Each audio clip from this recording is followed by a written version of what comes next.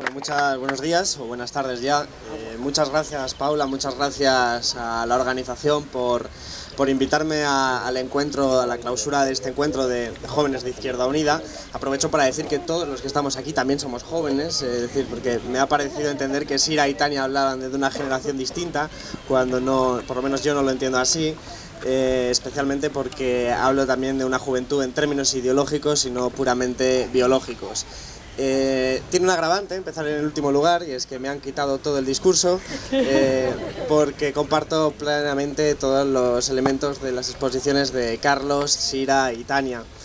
Por lo tanto, bueno, pues intentaré moverme entre algunas de las brechas que han podido dejar y que yo quisiera aprovechar para reflexionar aquí conjuntamente en este caluroso día. Bien, abajo el régimen, por supuesto que sí. Yo creo que es importante recoger lo que decía Tania de la hegemonía de Gramsci, es decir, la hegemonía como capacidad de un discurso político de impregnar la concepción del mundo que tiene la gente. Es decir, cómo vemos nosotros el mundo, en el fondo es el resultado de diferentes influencias que tenemos a nuestro alrededor, y nosotros queremos ser esas influencias. Nuestro discurso político tiene que ser esas influencias para que toda la ciudadanía, o una gran parte, por lo menos la mayoría, pueda nutrirse de esa visión para tener así una posición política. Pero es importante, la hegemonía la marca el discurso político, no una sigla, no una bandera, la marca un discurso político, la marca una ideología en última instancia. Y por eso creo que abajo el régimen es un lema que es un discurso político. Es un discurso político porque hace mención a una situación actual, que, como decía Carlos, es una constatación de un hecho, y es que la forma en la que se ha articulado la política y la economía en España en las últimas décadas está agotada. Esto es una constatación en términos económicos y en términos políticos.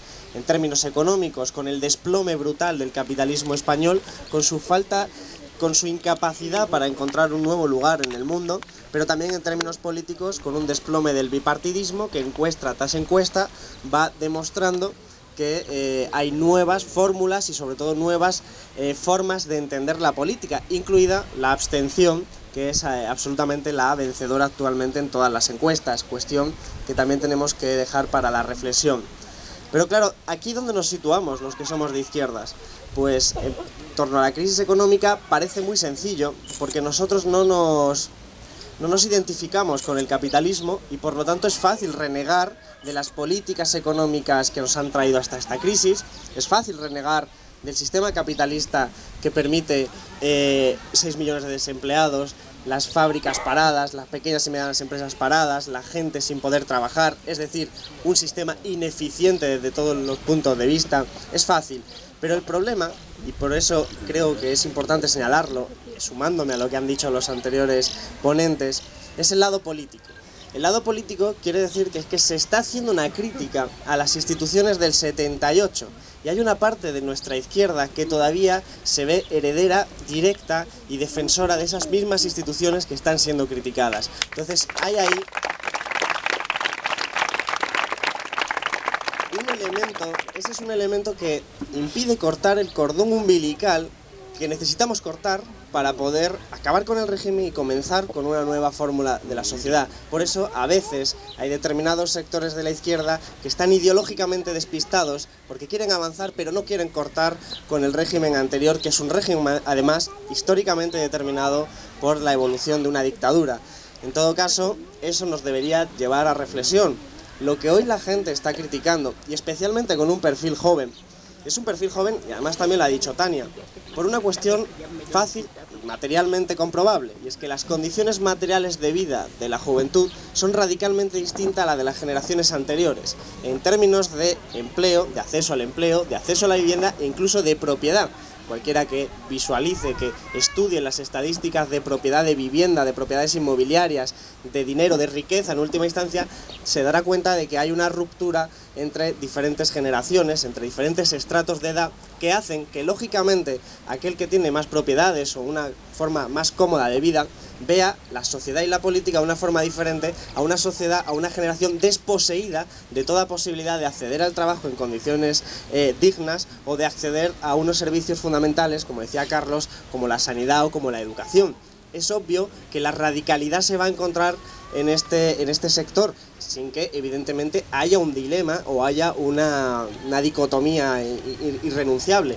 Realmente estamos hablando de un hecho que yo creo que lo podemos comprobar, y que eso hace que podamos visibilizar, como esta tarde, pues que los movimientos como el 15M tienen un claro sesgo juvenil, pero por razones obvias, como las que estaba apuntando. Entonces, ¿a quiénes están haciendo la crítica de las instituciones del 78? Pues desde luego a la Constitución del 78, pero como símbolo de, digamos, estructura jurídica desposeída de toda capacidad efectiva de funcionar. Pero también, y esto es importante reseñalarlo, también a las figuras tradicionales propias de la izquierda, como los partidos políticos o incluso las fórmulas sindicales tradicionales, porque son tiempos distintos. Es un cambio histórico en el capitalismo español, es un cambio, ya no tenemos las grandes empresas que se tenían antes en España, hemos vivido un proceso de desindustrialización. Ahora, una persona joven, por poner un ejemplo, pero en general cualquier persona, tiene muy difícil sindicarse, afiliarse a un sindicato en un centro de trabajo, porque el propio trabajo está configurado de forma que lo que tenemos son becas, contratos basura, contratos de formación, que cualquier intento de afiliarte supone tu despido inminente, una reforma laboral, una disposición jurídica laboral que ha dinamitado la negociación colectiva. Son fórmulas distintas y requieren también fórmulas distintas de lucha. Y esto a mí me parecía fundamental para entender cuál es nuestra necesaria posición, porque si criticamos a las instituciones del 78 es porque no son instrumentos democráticos, porque no están sirviendo para resolver los problemas de la ciudadanía, de los trabajadores. Y baste incluso poner un ejemplo que yo creo que es radical y que nos indignaría a todos, nos indigna a todos, porque es especialmente gravoso. Hace unos días, hace un mes aproximadamente, la Junta de Andalucía aprobó el decreto antidesahucio desde la Consejería de Elena Cortés, de Izquierda Unida, un decreto que propone la expropiación de las viviendas de los bancos, que centra toda su política en impedir todos los desahucios, que jurídicamente está bien articulado, es decir, es legal, no es un acto de desobediencia civil, por ejemplo, es legal, entra dentro del margen y las competencias de una comunidad autónoma. Es apoyado por el Partido Socialista, no sin reticencias en el proceso, por supuesto, pero finalmente pasa. El Partido Popular es tal el clima social que tiene que votar abstención en el trámite parlamentario, ni siquiera votó en contra. Y ahora nos encontramos con que aparece una carta enviada a Guindos diciendo que ese decreto, desde la Troika, el origen de la Troika, diciendo que ese decreto realmente es posible que no sea compatible con el rescate bancario, porque la Troika no quiere estar dando dinero a los bancos mientras una comunidad autónoma está detrayendo ese dinero para salvar a las personas. Este hecho constata un dilema que es el centro del problema democrático hoy en día. Y es que hay dos estructuras jurídicas totalmente diferenciadas, que son el ámbito nacional y competencial de las comunidades autónomas y el ámbito de las instituciones europeas. El ámbito de las instituciones europeas, instituciones creadas desde arriba por una élite financiera, que son la Europa neoliberal en la que hemos vivido, es esa troika, esos intereses, y luego hay unas instituciones nacionales que son la Constitución y los diferentes estatutos de autonomía. Pues la troika, que es una institución absolutamente antidemocrática, decide y además tiene la capacidad efectiva de llevarlo a cabo, que se salta a la torera todas las disposiciones jurídicas que estén por debajo. En última instancia, lo que hablamos es que hay un conflicto de que aquí es absurdo, desde todo punto de vista, defender la Constitución del 78 porque no tiene validez actualmente.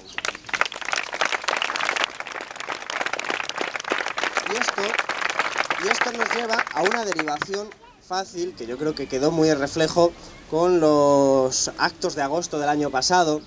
Primero los actos de agosto del 2011, cuando el PP y el PSOE hacen el verdadero pacto de Estado que están pidiendo, y es reformar la Constitución para subordinar toda la política económica a los intereses de las grandes empresas financieras extranjeras, fundamentalmente alemanas, pero también lo que hay en agosto del año pasado, actos de desobediencia civil llevados a cabo por cargos públicos de Izquierda Unida, en este caso por miembros del Sindicato Andaluz de Trabajadores, que generaron un clima de debate muy intenso y muy interesante, porque evidentemente si hacemos la reflexión anterior de qué papel juegan las instituciones heredadas del 78, automáticamente llegamos a una conclusión.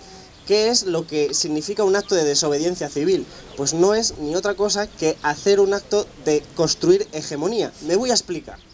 Cuando el Sindicato Andaluz de Trabajadores entra en un Mercadona y hace una acción por menos de 400 euros, realmente está haciendo una acción que es ilegal, pero además es claro que es ilegal, es decir, que está fuera de la normativa jurídica dominante. Pero lo que es más importante es que se está dirigiendo a la población y les está mandando un mensaje. Les está diciendo: olvidaos ahora mismo de cualquier ley, de cualquier institución, de cualquier normativa jurídica y pensad si es justo que sobre comida y haya gente pasando hambre, o que haya pisos vacíos y que haya gente sin vivienda.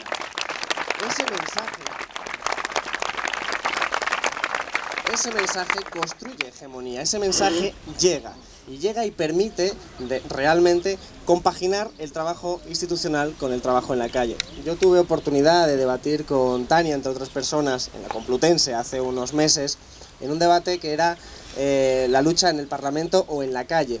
Y yo creo que era un falso dilema, porque no son dos espacios compartimentados, son un único espacio. Y aquí es importante volver al elemento institucional. Hoy, que hemos despertado con una nueva encuesta, realmente con varias encuestas, tenemos que tener presente que el resultado institucional es un resultado. Es el resultado de un trabajo en la calle, es el resultado de toda la acción y movilización social previa a un proceso electoral. Por lo tanto, es absurdo concentrarse en el proceso electoral como tal.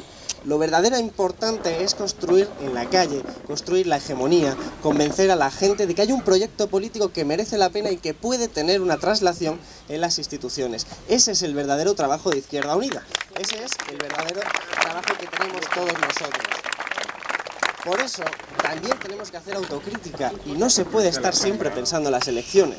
Realmente tenemos que estar pensando en construir esa acumulación de fuerzas. E insisto, no sobre las siglas, no sobre las banderas, sino sobre un discurso político, sobre ideas, sobre programas, sobre elementos que puedan ponernos de acuerdo a mucha gente que venimos de tradiciones históricas diferentes y que nos encontramos en un momento crucial de cambio histórico del capitalismo, de crisis del régimen, con un régimen que se quiere restaurar en una forma semi-esclavista de sociedad, con salarios bajos, siendo una Eurovegas generalizada en última instancia, y para evitar eso necesitamos construir esa hegemonía. Y eso no se hace pensando en elecciones, ni pensando en las listas electorales, ni pensando en la correlación de fuerzas internas y a quién vas a machacar en el proceso interno asambleario. Eso es totalmente política absurda que no va a tener ningún buen resultado.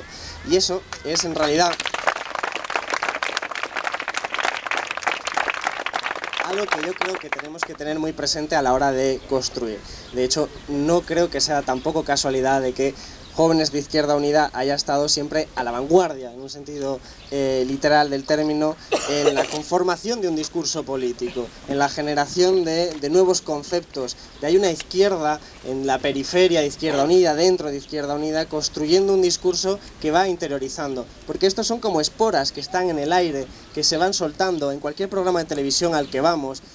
Y os lo voy a decir, yo prefiero un sábado por la noche estar tomándome una cerveza, pero hay que estar también en la televisión y hay que estar pues peleándose con Marwenda y con otra gente de esa naturaleza, pero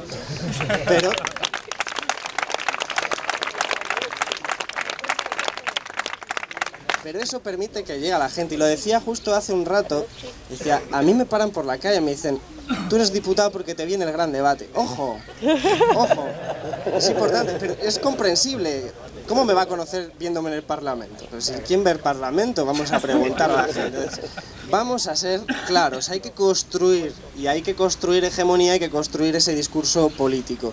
Y tenemos la oportunidad histórica de hacerlo, porque evidentemente lo señalan también incluso las propias encuestas. Pero ojo, también cuidado con las encuestas, nos plantean una subida excepcional, y el problema de partidos políticos como el nuestro, como Izquierda Unida, es que tenemos que también hacer su autocrítica hacia adentro. Es que también son esas fórmulas de instituciones del 78, fórmulas que no se adaptan a los tiempos históricos como el actual, fórmulas que además, por la propia composición de cómo son los partidos políticos, cuando crecen se vuelven conservadores. Dicen, bueno, estamos creciendo, ahora no hay que moverse porque estamos saliendo bien en la foto. No, al contrario, ahora hay que ser mucho más arriesgado.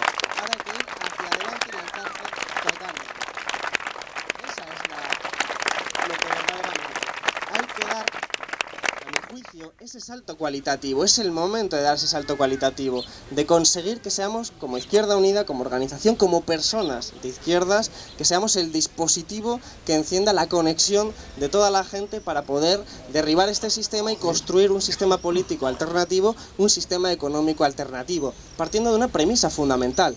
Como economista es bastante fácil. Si no hay democracia económica, y esto lo decía Sira, no hay democracia.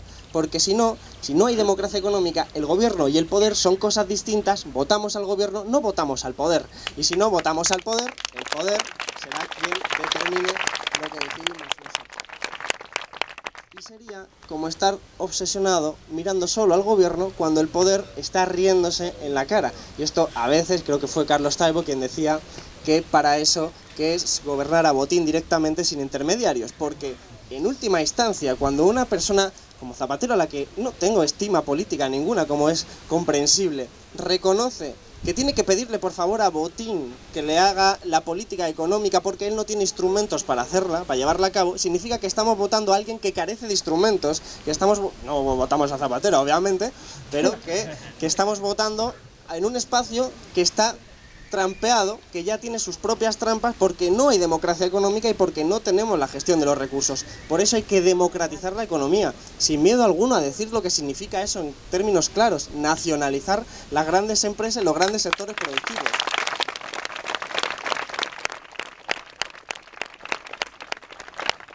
Con estos ingredientes claros, el último apunte. En España nunca ha habido un capitalismo puro. En España hemos tenido un capitalismo, que también lo decía Tania, un capitalismo de oligarquías, un capitalismo de un empresario rentista propio de la dictadura, porque la transición fue una transición política, pero no fue una transición económica. No hubo un cambio en las oligarquías españolas. La oligarquía en el franquismo siguieron siendo las oligarquías en la democracia. El poder estuvo incluso siendo más concentrado todavía. Tanto es así que el señor Botín es marqués consorte, pero es marqués, es decir, se vincula absolutamente hasta las atribuciones feudales en este país. ¿Y qué ocurre? Pues que con esa oligarquía se permite cooptar a los partidos políticos que están teniendo poder institucional. Por eso tenemos el proceso de las puertas giratorias, exministros que forman parte directamente de las grandes empresas a las que han ayudado, o Felipe González haciendo de intermediario junto con el rey de las grandes empresas españolas que evidentemente no están mirando por el interés de la ciudadanía, ni mucho menos de los trabajadores de todas partes del mundo. Esa composición real, ese sistema político está arraigado en las instituciones del 78. La corrupción, el caciquismo, las redes clientelares, el enchufismo, están arraigadas porque este sistema político hereda muchos de los rasgos propios de la dictadura, porque no es una ruptura lo que se procedió en el 78, sino simplemente un cambio de fórmulas políticas, pero que permitió sencillamente mantener esos rasgos. Y tampoco hay que tener miedo, hay que decir claramente que yo creo que es uno de los rasgos que, por cierto, noto más, que la gente agradece, y es huir del corporativismo. Es decir, si alguien de Izquierda Unida roba, es un ladrón, no un compañero. Esto tiene que quedar muy claro.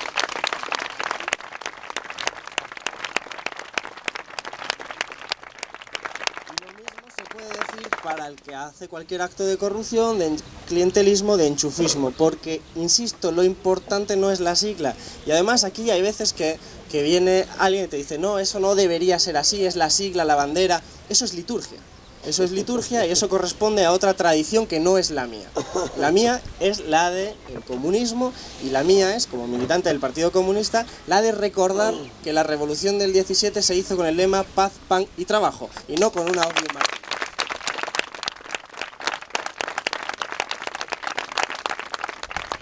Por eso creo que con estos ingredientes, pues este tipo de actos nos permiten después pues juntar todos los actos que estamos teniendo, a todas las conversaciones, y generar esa hegemonía y convertirnos en unos dispositivos que enciendan esa mecha.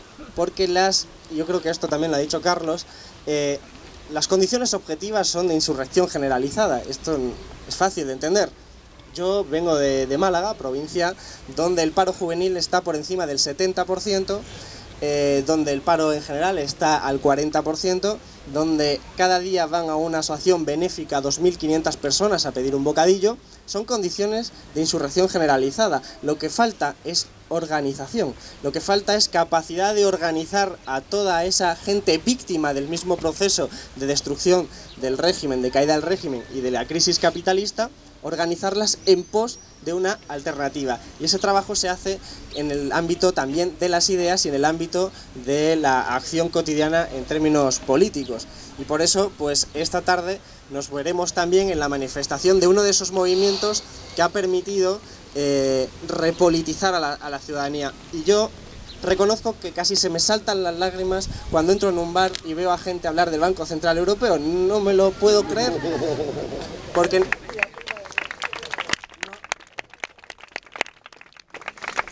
no se hablaba del Banco Central Europeo ni en mi facultad de Economía. Y ahora de repente en cada cafetería casi todo el mundo sabe quién es Draghi, o por lo menos el Banco Central Europeo. Y Merkel también sabe todo el mundo quién es. Entonces todos estos elementos son de repolitización, son de apertura de espacios que hay que aprovechar.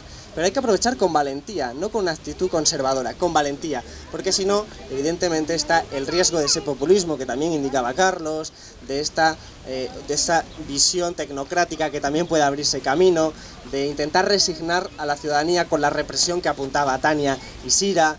Bueno, pues todo eso es lo que tenemos que enfrentar con valentía, lanzándonos hacia adelante, porque entre otras cosas es que no tenemos nada que perder. Especialmente los más jóvenes no tenemos nada que perder. El 65% de los jóvenes está buscando irse de España. Esto es un drama que debería ser absolutamente estar en primera línea y no, como le llama el Partido Popular, movilidad flexible, creo que le llaman, de forma cínica e insultante. Bien, pues estos son los elementos que tenemos que convertir una situación objetiva en unas condiciones subjetivas, es decir, que esta gente quiera, que queramos todos, que realmente se produzca esa transformación. Y para eso tenemos que dar el ejemplo propio de una organización que es coherente, que es valiente, que es radical porque va a la raíz del problema y que es suficientemente autocrítica porque entiende que lo principal es el programa, no las siglas, que lo principal es el discurso ideológico sobre el que se genera hegemonía. Y sin más, pues muchísimas gracias.